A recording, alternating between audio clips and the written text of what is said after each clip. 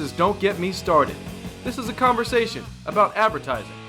And here is your host, freelance creative director and creative circus department head, Dan Balser. Yes, welcome back to another episode of the podcast. Welcome back to your earbuds or your speakers or whatever device you're using to consume these conversations. I'm excited for this one because this is I'm going to just go ahead and confess, this one's a little bit out of my comfort zone. This is in a world in which I have not worked.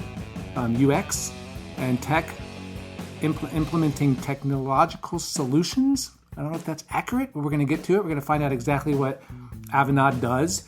In a second, we're talking with Wally Hitchcock, and Wally is listed as a creative director, but he's also, internally, visual designer, group manager. Mm-hmm. Also that's goes by experienced design lead at times, design thinking facilitator, which I think is sort of a systemic design thinking, right? Bigger than just graphic design. And gave a great talk with the students, and I want to hit on a couple of things that he went over with the students, but I also want to get into a little bit of his career trajectory because I don't think it's typical. Before we start, thank you so much for listening. I really appreciate your being here with me for as long as you have. And make sure to like the Facebook page at facebook.com/DGMS podcast. Wally, welcome to the Creative Circus. How was your day? How's your day fun. Been? Yeah. I got to critique a lot of work this morning. Meet a lot of really good people. I saw a lot of really good stuff.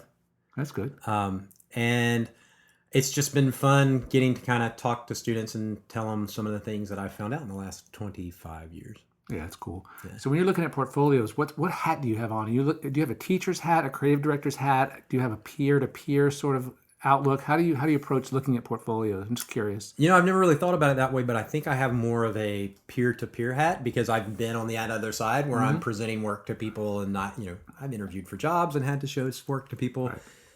It's very, people's egos are fragile and I don't want to just destroy somebody. So I always try to find something that I like about it and then say, these are some things you need to address. If I'm coming at it from a creative director standpoint, I'm going to come at it as, hey, we need to fix these things because it's either not on brand or you missed the brief a little bit or too far, right? You're pushing the brand too far. And I brought that up to a couple people. It's like, yeah, this is a fantastic idea. You'll never sell it.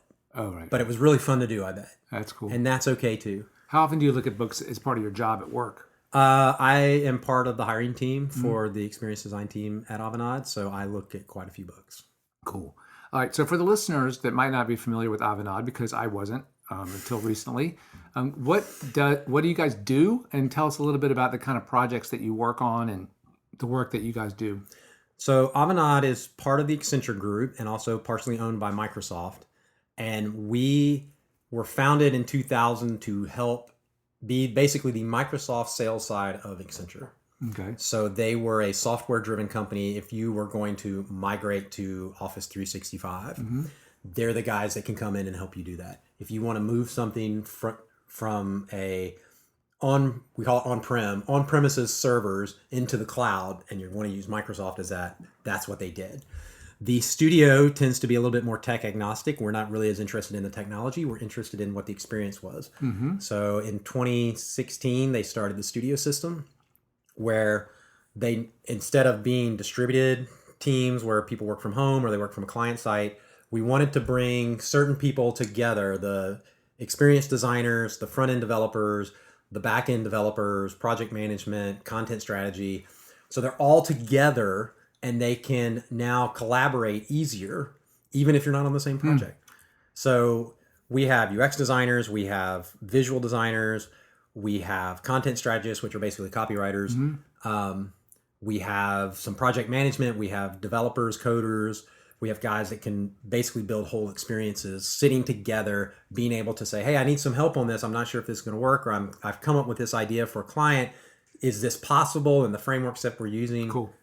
And that's basically what we do. We now have 8 studios in North America. We have several around the world too, and we're growing all the time. What kind of problems do clients come to you with? Like, what are the things that you're solving or designing? In a lot of cases, we do proprietary work for clients. So they have some kind of back-end system that they're using to monitor something, or that their workers use to do their daily job. So we're building them better experiences to do that. In some cases, we're building, and those things take on a myriad of forms. It could be a mobile app. It could be a chatbot. It could be virtual assistants. It could be data and AI driven. But it feels like every project is something new, and you're kind of stepping into new territory sometimes when you do it. That's exciting, right? Because you're learning about all new industries and all new problems. And we are on the edge of technology, and also like we have this kind of diagram of like how the company works and how close are people to the clients, and the studio people are some of the closest. There's like sales guys and what we call we have the biz dev people who are growing the business. Right. They are the first touch. And then there's advisory people that kind of help figure out what directions these companies need to go. And then there's a studio right behind them. But the studio, the guys making the things that you can touch and use. They're the that's ones that, that's usually the middle rubber ground, meets right? the road, right? Yeah. That's pretty cool. So talk a little bit about how you end up, because we talked about this for a second at lunch, but like when you started out your career, you came out of school with a journalism major. There was no such thing as user experience. There wasn't even experience design was not a thing. Mm-hmm. There wasn't even such a thing as even like user interface. I mean, graphic design at that point was still pretty traditional graphic design, right? And so how do you evolve? Talk a little bit about how you went step to step to kind of get to this position, because careers, I've said this before on the podcast, I apologize to longtime listeners, careers are only linear in retrospect. Right. You kind of do these things and it's a meandering sort of trial and error sort of thing. So how do you end up now here? Because you clearly seem like you're in your wheelhouse and seem like you're in your element doing this. But how did you discover it, and how did you end up sort of doing this? So I've always been kind of really interested in technology, and I just it's not like in school I was playing with computers all the time and stuff. I was a video gamer when I was a kid, but video games were Atari and Television. And, they were. They were amazing at the time. They were really amazing at the time, but they're nothing compared to what they are now. Right. But I was always interested in technology. I went to college. I think I told you at lunch, like I watched a lot of movies and stuff that when I went to college, originally I was going to be an engineer. I don't do well at math. It's how I became a designer, because there's not a whole lot of math. There's actually more math in it than you would think. Yeah. But especially in the old days as a print designer. There's some geometry involved for sure. There's some geometry. I can do picas in my head still. There you go. 72 per inch. Yep. For those of you old school. But I could also, I love to draw. I wonder how many people know that 12 points means 12 pica, which is 12 70-seconds of an inch. I still have a pica ruler in my office at home. Yeah, a 12-point type is 12 70-seconds of an inch. So whatever the math is, that's the proportion. Anyway, I'm sorry. No, that's cool. So when I was trying to figure out, what am I going to do in college? Obviously, engineering is not going to be a thing. I had seen a lot of movies, and I always liked the guys doing advertising because I liked to draw. I liked to write. And I was like, hey, that's perfect. I can do that. Surely I can do that. But I didn't think I was very good at drawing, so I was like, well, I'm gonna do this writing thing. What do they look for? So I went to where you used to go back in those days, the library, to look up hey, how do I get into advertising? What do they look for? And I don't even remember where I found it, but some book said, if you a journalism major, that's a good field. So I went into journalism. In journalism school, I took a photography class my first quarter. And that kind of ruined the whole journalism side. That's really cool. That's cool. Well, Steve Jobs took one calligraphy class as an elective or something and changed the course of human history. Yeah. And I took a photography class and ruined my journalism career. So I started I started out before I graduated college at this local paper as a photo technician, scanning in photos, and that's where I learned Photoshop. And I was like, this is really cool. I didn't know you could do this on a computer. And that's been a lot of my career is I didn't know I could do that. That's cool. How do I figure that out? And as I progressed through as a designer and worked my way up, and my first real job as a designer, they needed somebody who could build them a website because it was a small trade publication. We want to put this stuff on the web. It's I can figure that out. What do you think you're good at? What do you think is the thing? I'm not talking about you as a person, because one of the questions I always ask senior people on the podcast is what personal trait of yours has served you best? But I'm talking about just your tactical, practical, what are you good at as a professional? I think I'm really good at not getting too locked into something and not becoming so. One of the things we talk about as UX designers is you have to leave your bias at the door. Because it doesn't matter. I've been a creative director for a couple of years now, and I always walk into people and say, look, my opinion doesn't matter. Don't ask me my opinion because I'm not the user. We need to talk to the user and find out. And even when we pitch work, we we tell them sometimes, it's like, yeah, we can show you stuff, but it's not based anyway on reality because I haven't talked to the users yet to find out what they need. That's interesting. And that's what I'm trying to answer. And that can be hard, especially for designers and artists, because there's a little bit of ego back there. You have to have a little bit of ego to be able to say, hey, I'm willing to put this out there because I think this is really good. Sure. Do the clients usually know? When you say the user, is the user the client, or is the user the client's client, or someone within It depends. Sometimes the users are sitting in the room with you when you say that. Great. Other times they're not. Right. Do you know what I'm asking, right? Because sometimes I think that agencies or providers, designers, sometimes know a solution better than a client themselves. But you're saying that oftentimes the client really does know because they're the ones that are going to use this thing. Right. Sometimes they are the user. And in those cases, we generally refer to it as like client and customer. Mm-hmm. So the client is the person who's paying us to do the work. The customer is the person who's actually accessing it. Right. A lot of times our client is the customer. Exactly, so we're designing an intranet portal. Right. They are partially the users. But a lot of times too, we can get them to recognize it's like, hey, I know you have an opinion on this. I don't care. Right. Let's talk to the people that are actually using it. Right. Because you can force somebody to use a tool that's not great. Right. And they don't like it. It's great that you guys And as soon as they find something else that's better, they're going to move on. I work with a client and they have, they use a back-end system for their customer service, and it has a template system for them to have replies posted in it. When we actually sat with the people who use it every day, they didn't use that. They had a Word doc. They worked around it. They had a notepad, some kind of digital system. Somebody used Grammarly. They posted all their stuff in there, and it's like, well, why do you do that? Like, it's right there. You could just reach over there. And they're like, yeah, those aren't as easy to change. It's clunky. Yeah. And it's like, we like everything else about the system. It's just that. So we came up with our own workaround, and it's like, yeah, that makes sense. Okay. Great. So you answered the question about your trait, which I think is an awesome one, about leaving your bias at the door. As you develop throughout your career, what's been your talent, the thing that you're good at, that you think, and has it translated or has it evolved throughout your career? When I'm interested in something, I'm going to learn it. Like I knew as soon as I started hearing about like this UX, and I was like, what is this UX thing?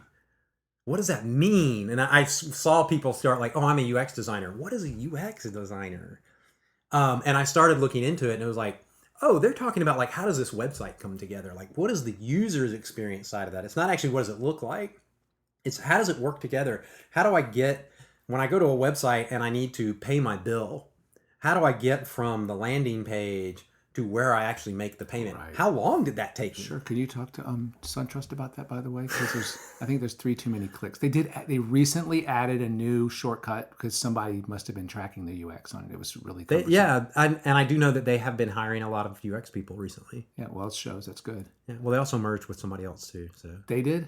Yeah, they and BB&T are merging together. Right. Are they going to change the name of the Braves ballpark? I keep wondering if they're going to change. That is a great question. That was my first thought. I was like, you have this huge tower. Actually, you have two. You have a BB&T tower, and you have SunTrust tower too. I was at the I was at the game last weekend at SunTrust Park, and I'm looking at the signage to say, yeah, I think they could pretty cleanly take that out. It's not integrated in the brick. They could probably change the sign. It's kind of sad. It's like they just put it up. Yeah. So it's very interesting to talk to you about this because I feel like there's such a flexibility in the way you approach the entire process that probably is one of the things that's led to success at this stage is because you understand that you don't know everything. Yeah. And that we have to identify a problem and figure out a solution and then figure out how to make that thing happen, right? Yeah. I worked with a creative director one time who was, and this was back in my advertising days, who was just like, we're just going to do this because this is really cool. And we're going to do this because this is really cool.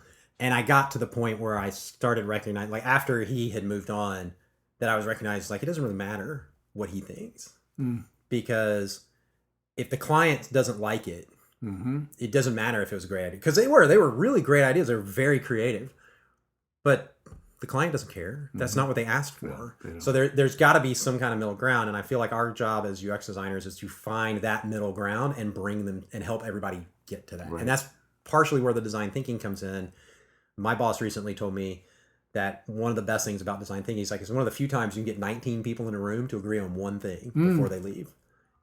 And it's not because you came up with an idea, it's that they came up with the idea themselves as a group. That's pretty cool. And said, hey, this is the way we want to go.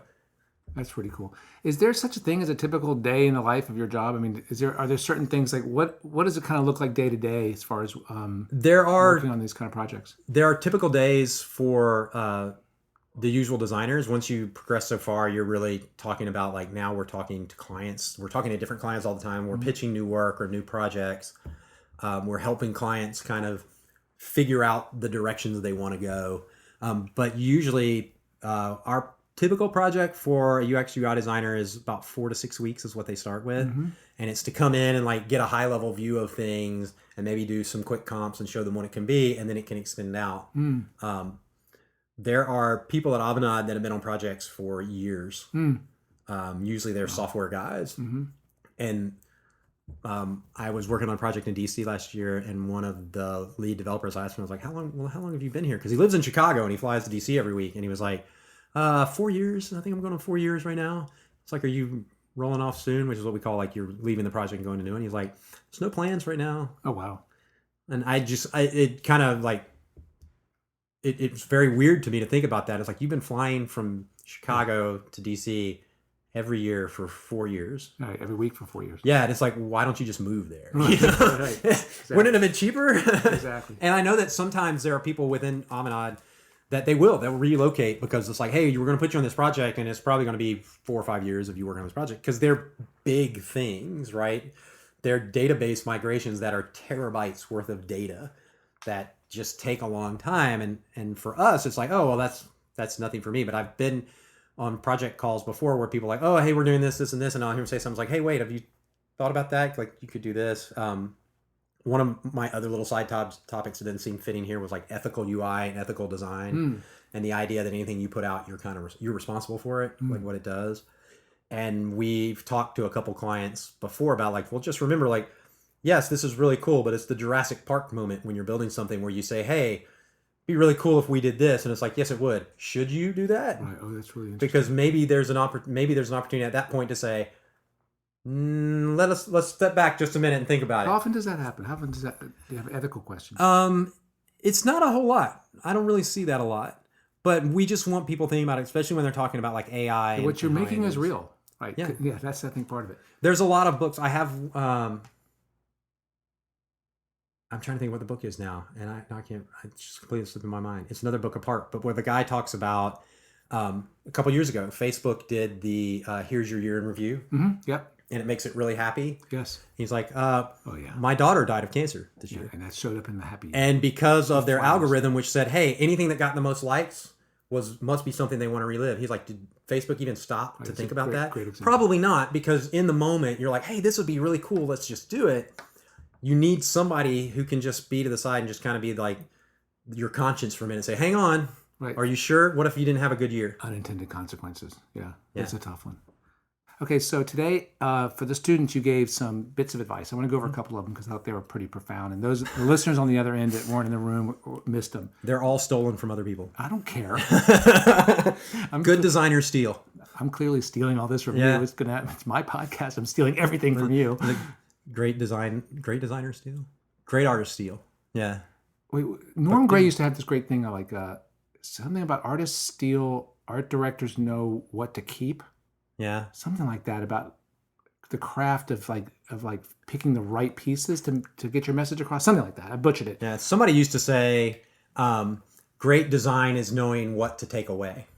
Oh, what to remove. Yeah. It's like, it's not about what do you add in to make it better. It's like, how much can I remove to make it better? And I like that. If you could judge by my slides, I'm a very minimalist person. I feel like that as a writer. I feel like lots of its and that's and stuff in writing, while it feels like you're pacing it, or it feels like you would talk, it diminishes the punch of the words that are important. Right. Its negative space is really valuable, even in writing. So you said leave your ego at the door. Did you have a story about that? You did, I thought.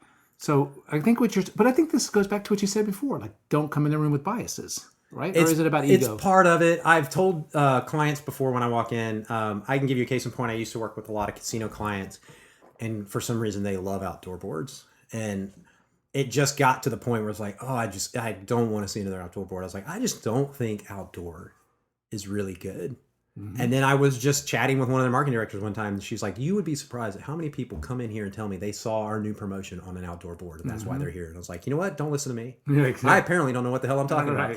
I was like, outdoor board's working for you? Fantastic. We're going to keep doing it. And at that point, it's just like, okay, yeah, I do. I don't really like outdoor a whole lot. It can be fun if it's done right. But when you're like trying to cram in like casino promotion all the time and it's month after month, you're just like, another one. No, my biggest peeve is that I can tell now every single day when I see an outdoor board that someone designed on their laptop or on their desktop, and it looked amazing from 8-10 inches away. Yeah. And then from 50 yards away, you cannot read any of it. None of it.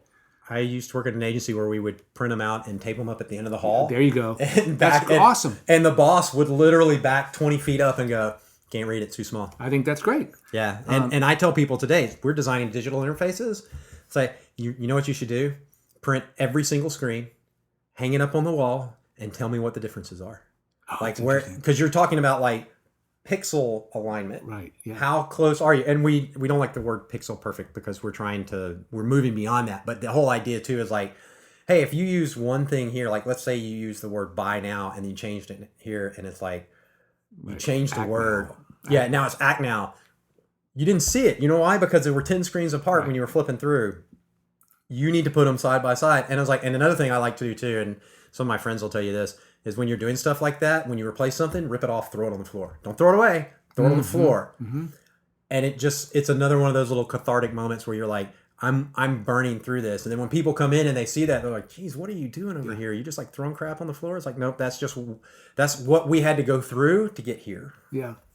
One of the knobs in my bathtub broke off, and I think it's discontinued, but it matches the sinks. And if we get something that doesn't match, I was starting to think, can we sell this house if the sinks don't match the bathtub? It's the same thing you're talking about, I think. It's similar. It's a matter of seeing the whole as the unit rather than the elements as the unit. Yeah, if I just saw the sink one tap at a time and then I saw the shower, I might not recognize it was different. But when I can see the whole thing together, it's like, I click through stuff and I see like buttons shift slightly. And it's like, whoa, what's happening here? I do that when I'm building like a PowerPoint deck. If something moves, I'm like, wait, where did it move? I just did this with my wife the other day. It's like, go back. Oh, there it is. It's shifting down. Now move it, bump it up, a fraction of an inch. So when the client's on the up button. Yeah, it's like when the client's going through it, I don't want them to go, hey, wait, something happened. Right, exactly.